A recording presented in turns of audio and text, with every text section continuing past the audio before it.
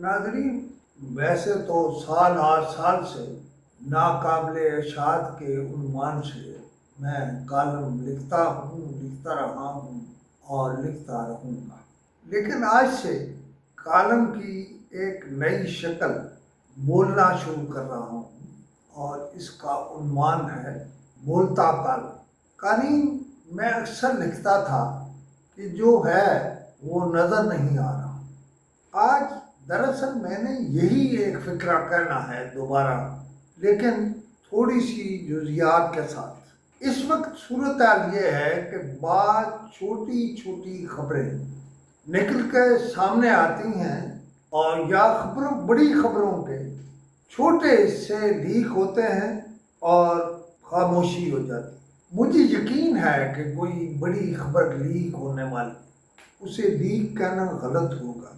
नाज़रीन, हमारे दोस्त जनाबे मोहसिन नकवी 41 के मालिक, मुल्क के वज़ीर दाखिला, पहले वज़ीर आला पंजाब रहे, वो आजकल बहुत मुतहरक हैं लेकिन चुप हैं। खबर उनके पास है मगर वो खबर पी जाते हैं।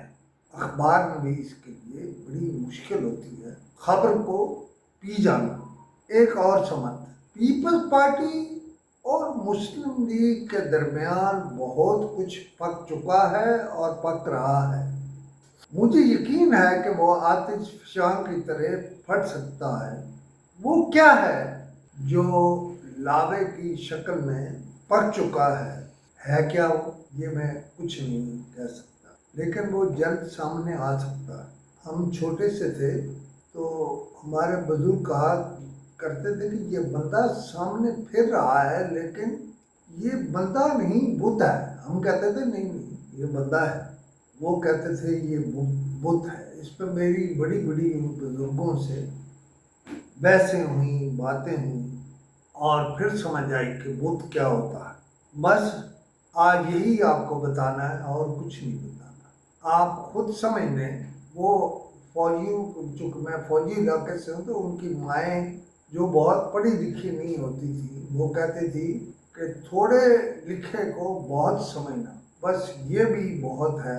इस कॉलम की सुर्खी मैं आपको आखिर में बता देता हूँ कि बहुत लिखे को, बल्कि नहीं, ये ऐसे है कि थोड़े लिखे को बहुत समझना।